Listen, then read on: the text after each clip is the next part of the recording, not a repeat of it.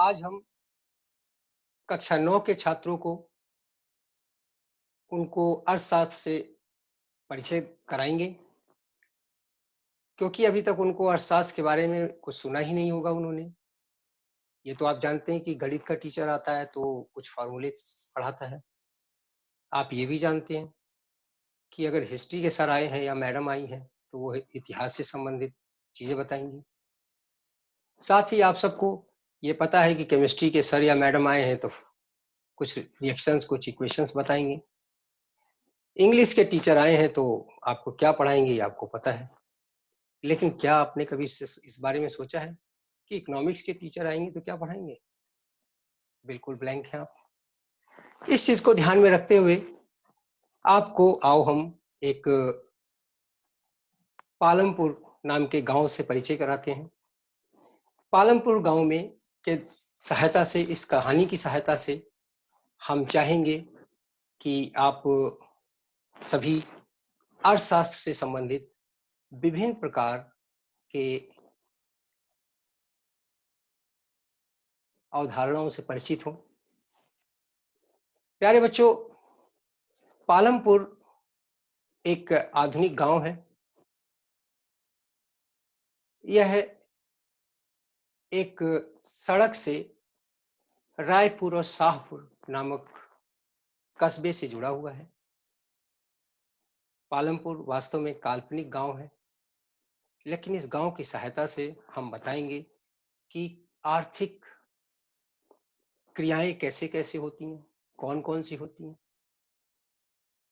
कौन-कौन से ऐसे कार्य हैं जिनके कारण हमारी अर्थव्यवस्था का विकास होता है, हमें क्या करना चाहिए कि उत्पादन बढ़े।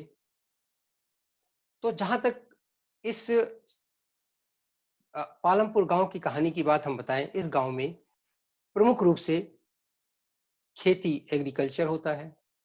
फार्मिंग यहाँ का सबसे बड़ा व्यवसाय है। गाँव के ज़्यादातर लोग किसानी करते हैं। दूसरी मेन क्रिया यहाँ अगर हमें दिखाई पड़ती है तो कुछ स्मॉल स्केल मैन्युफैक्चरिंग भी है। डेयरी भी वर्क होता है। यातायात के साधन ट्रांसपोर्ट वगैरह भी हैं, जिसमें बेसिकली ट्रैक्टर्स, ट्रक्स ये सब है, इसके बारे में हम बताएँगे। पालमपुर गाँव की कुछ खासियत है। यह आस-पास के गाँव को जैसे मैंने अभी बताया अच्छ एक सड़क के माध्यम से जुड़ा हुआ है, पक्की सड़क है। यह सड़क रायगंज और शाहगंज, शाहपुर दोनों ही कस्बों से जुड़ी हुई है। यहाँ पे बैलगाड़ी, टांगा, बोगीज़ बोगीज़ के बारे में आपको बता दें क्योंकि बोगीज़ आजकल बहुत कम दिखाई देने लगी है। ये भैंसा गाड़ी भी कहलाती थी और इसके अलावा यहाँ मोटरसाइकिल इस गाँव में आप देख सकते हैं। जीप भी दिखाई पड़ती है, ट्रैक्टर्स भी दिखाई पड़ते हैं।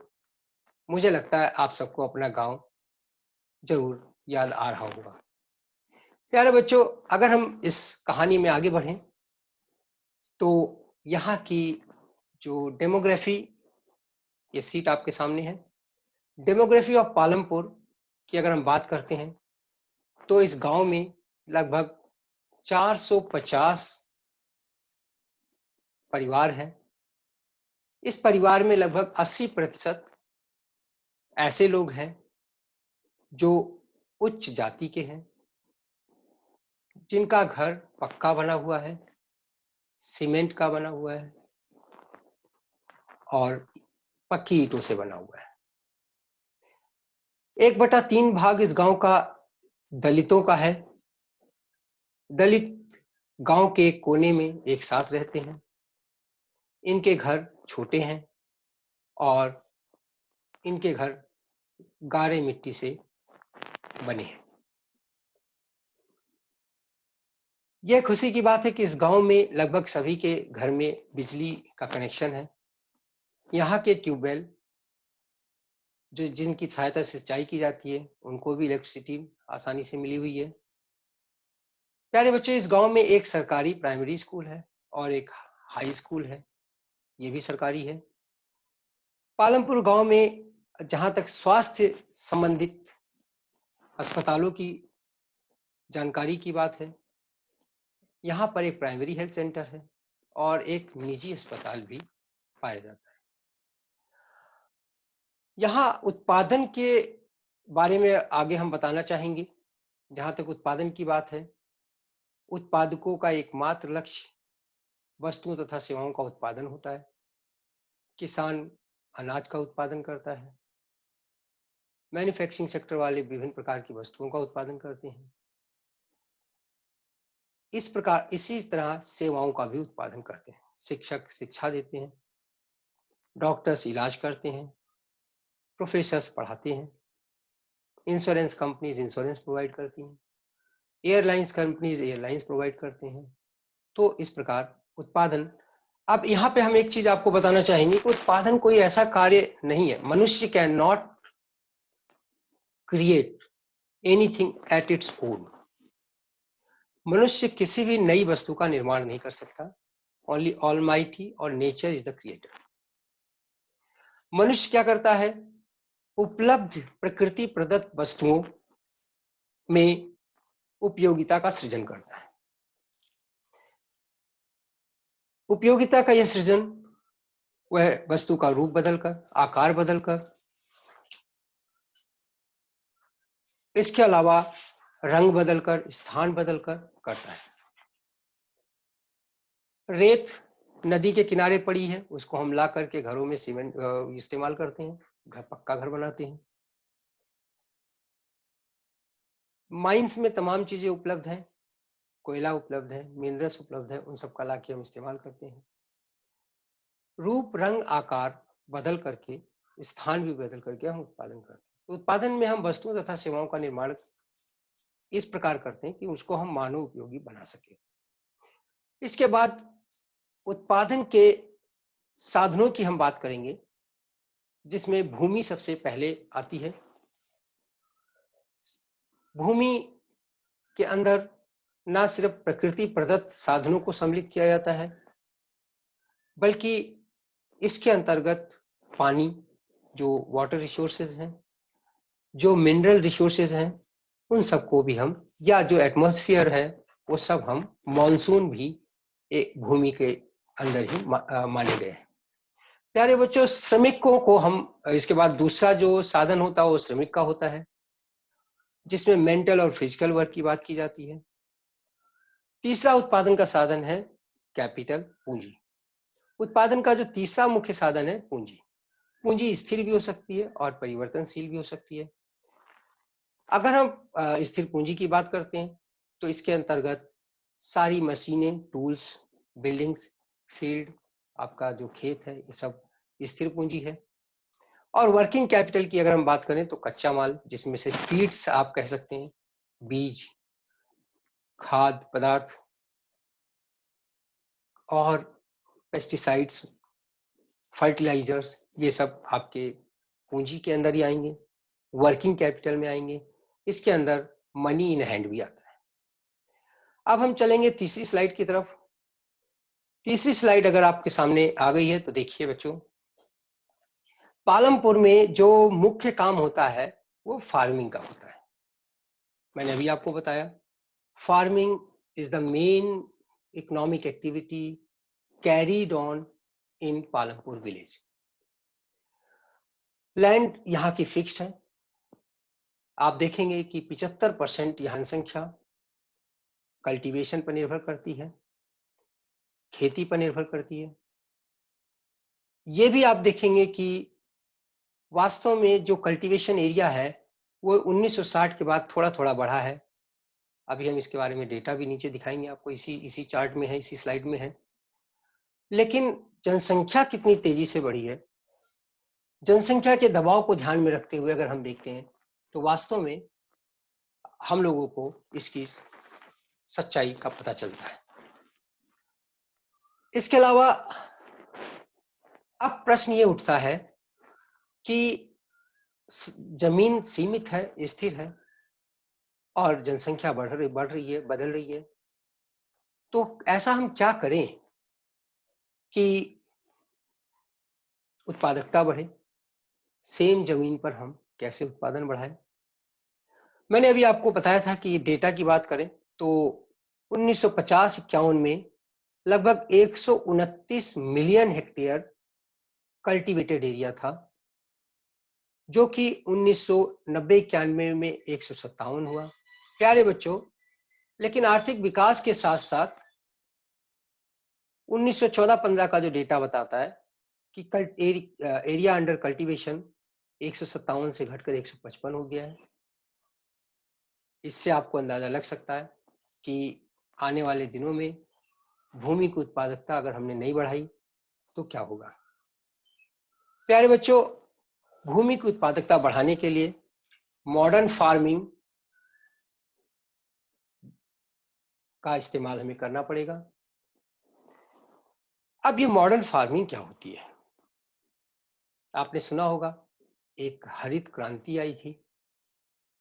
हरित क्रांति के अंतर्गत हमने HYV high yielding variety seeds का इस्तेमाल किया था।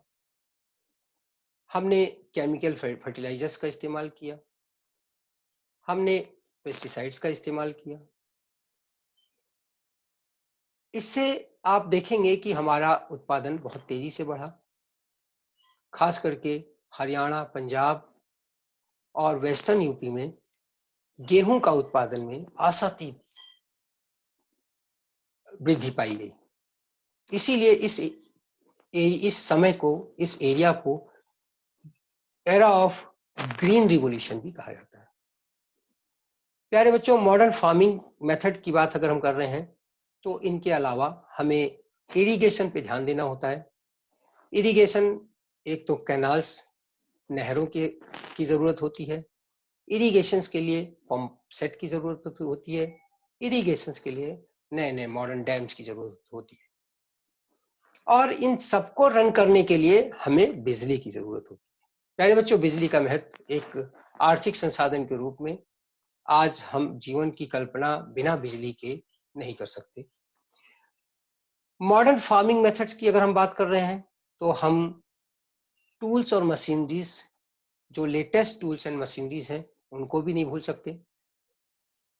चाहे वो ट्रैक्टर्स हो, चाहे थ्रेशिंग मशीन्स हो, चाहे डिफरेंट नई तरीके के तमाम प्रकार के औजार हो, और इन सबको हम देखते हैं चलाने के लिए डीजल की भी जरूरत होती है। किसान को डीजल की भी जरूरत होगी, किसान को बिजली की भी जरूरत है। कई ऐसी चीजें हैं, कई ऐसे स्थान हैं जहाँ बिजली के बजाय हमें डीजल से ही काम लेना पड़ता है। तो इसलिए अगर हम मॉडर्न फार्मिंग मेथड का इस्तेमाल करेंगे तो हम अपनी भूमि के उत्पादन को बढ़ा सकते हैं। ऐसा पालमपुर में भी करना होगा। अब हम चलते हैं अगली स्लाइड्स की तरफ, और अगली स्लाइड में हम देखेंगे कि क्या होगा। क्या लैंड सस्टेन कर पाएगा?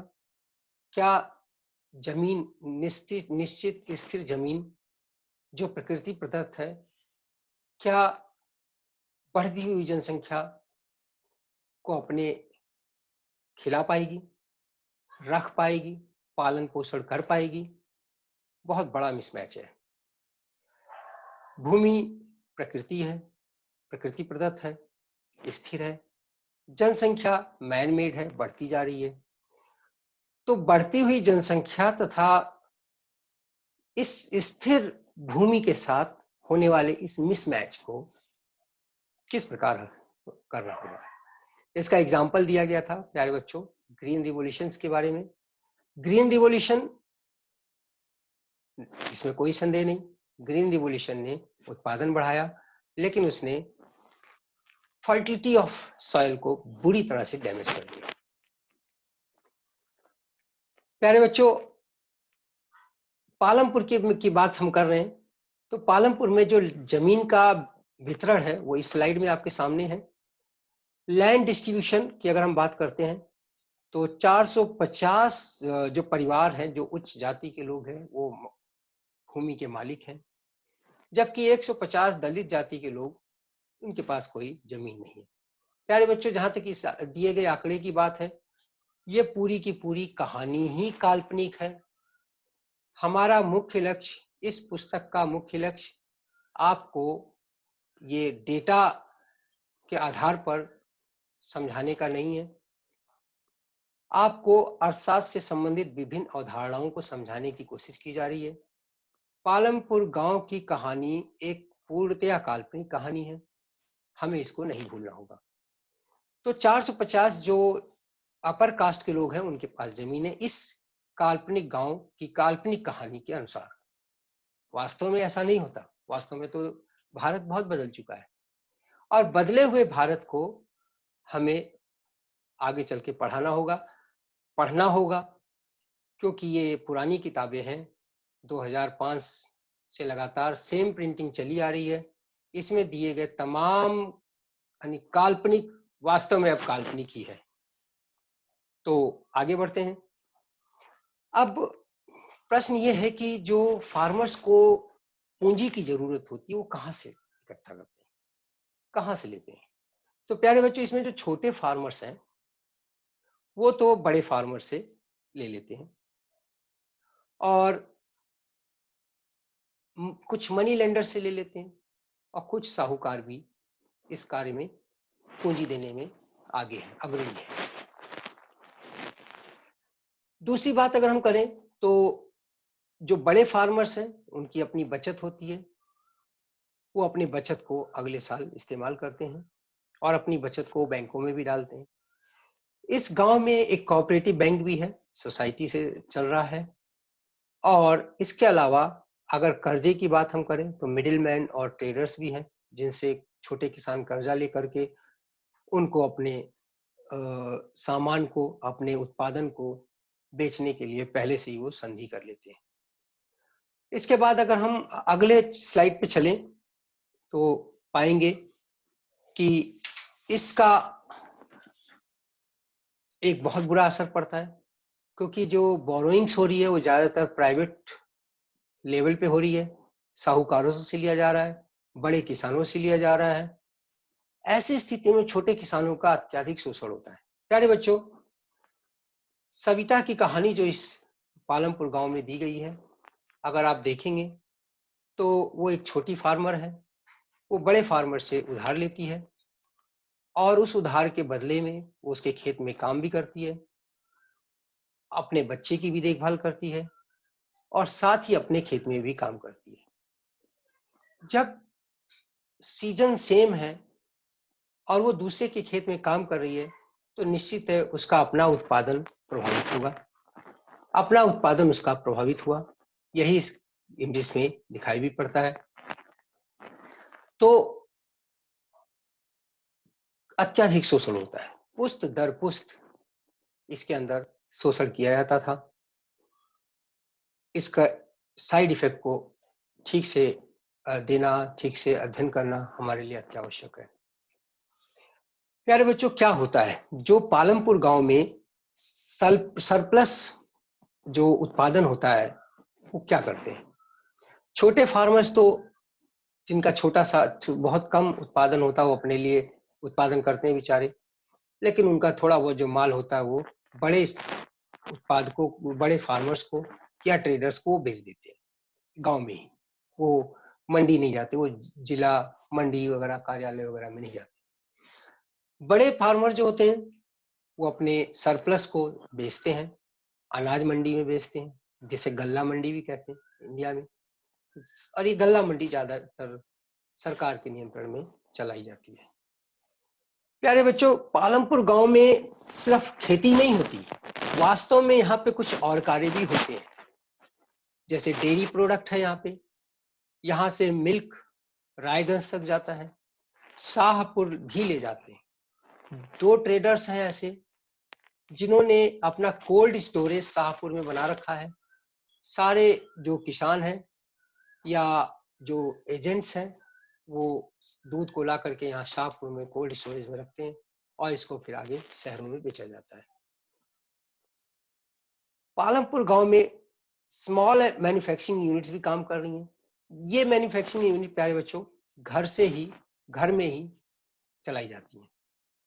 इसमें आप देखेंगे sugar cane crushing, computer class भी एक बच्चा नया गांव का पढ़ता है, वो कंप्यूटर क्लास भी स्टार्ट करता है, उसे काफी सफलता मिलती है, वो अपने घर की देखभाल भी अच्छे से कर सकता है। और सबसे बड़ी बात यह है कि एक एम्बेसडर के रूप में वो बाकी लोगों के लिए प्रेरणा बन जाता है। उसी का एक दोस्त आप देखेंगे इस कहानी में दिया हुआ है। उसी का एक दोस्त ऐसा भी होता है जो बीमार पड़ जाता है, पढ़ाई नहीं करता और धीरे धीरे मजदूरी करते करते वो बीमारियों का शिकार हो जाता है, इलाज ना होने के कारण हैंडीकैप्ड हो जाता है। तो बहुत अच्छा कंपैरिजन दिया हुआ है। ये कहानी जरूर पढ़िएगा आप, छोटे छोटे बॉक्सेस में जो एनसीईआरटी की किताबों में दिए हुए बहुत ही इंटरेस्टिंग कहानियां हैं। अभी मैंने सविता की कहानी का भी जिक्र किया और इसका भी जिक्र करो। प्यारे बच्चों, हैंडीक्राफ्ट वर्क भी होता है। डलिया जो आपने देखा होगा, सूपा, फूलदानी इत्यादि, ये सब का उत्पादन गृहिणियां करती हैं। बिनाई कटाई का भी काम करती हैं। ये सब काम स्मॉल स्केल मैन्युफैक्चरिंग यूनिट्स के रूप में पालमपुर गांव में किया जा रहा है। पालमपुर गांव में दुकानें भी हैं भाई साहब। अब ये दुकानों पे कैसे होता है, ये आप अपने गांव के बारे में कल्पना कीजिए। वैसी ही दुकानें जो आपके डे टू डे लाइफ में सामान की जरूरत होती है उसको अवेलेबल कराती हैं। ट्रांसपोर्ट सेक्टर भी यहाँ डेवलप हो रहा है, बड़ी तेजी से डेवलप हो रहा है। यहाँ पे हम देखते हैं जीप बहुत तेजी से चल रही है। भाई साहब, ई रिक्शा मत लिखिएगा, क्योंकि ई रिक्शा ये जब किताब लिखी गई थी तब नहीं था भारत में, ध्यान रखिएगा। तो कहानी को अच्छे से पढ़िएगा, आंसर वही दीजिएगा जो किताब में दिया हुआ है। और ये किताब आउटडेटेड है, इसमें कोई संदेह नहीं, लेकिन आपका आंसर वही होना चाहिए जो इस किताब में दिया हुआ है, अनलेस अनटिल आपसे वर्तमान सिचुएशन के बारे में न पूछा जाए। ऐसा अक्सर बच्चे गलती कर देते हैं।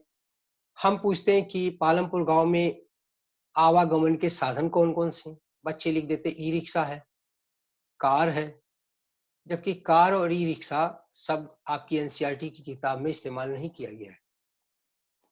इसको ध्यान रखिएगा। एनसीईआरटी की किताब ने आपके बुलक कार्ट यूज किया है और बोगीज यूज किया है, ट्रैक्टर यूज किया है, जीप यूज किया है। तो यातायात के यही साधन वहां पाए जाते हैं। टांगा शब्द भी यूज किया है, यस, ये ध्यान रखिएगा। इसके बाद हम देखें, अगर हम ये सारा चैप्टर जो पालमपुर गांव की कहानी हमने आपको पढ़ाई बताया, तो हम आपको बताएं मुख्य लक्ष्य आपको जो सामने एक जूस के रूप में जो समझ में आता है। सबसे पहली बात तो पालमपुर गांव की कुछ अच्छाइयां हैं, कुछ कमियां हैं। कमियां अगर हम गिनाएं तो जातीय व्यवस्था है। लगभग 450 परिवार में से 150 परिवार ऐसे हैं जो अभी भी कच्चे मकान में रहने के लिए बाध्य हैं। इसको ठीक करना होगा। पालमपुर गांव में तमाम प्रकार की आर्थिक क्रियाएं होती हैं, जिसमें से फार्मिंग होता है, डेयरी फार्मिंग होता है, स्मॉल मैन्युफैक्चरिंग यूनिट्स हैं, ट्रांसपोर्टेशन सिस्टम है। ट्रांसपोर्टेशन सिस्टम में अभी बहुत विकास की संभावना है। केमिकल फर्टिलाइजर्स यहाँ के किसानों ने इस्तेमाल किया, जिससे उत्पादकता खराब हुई।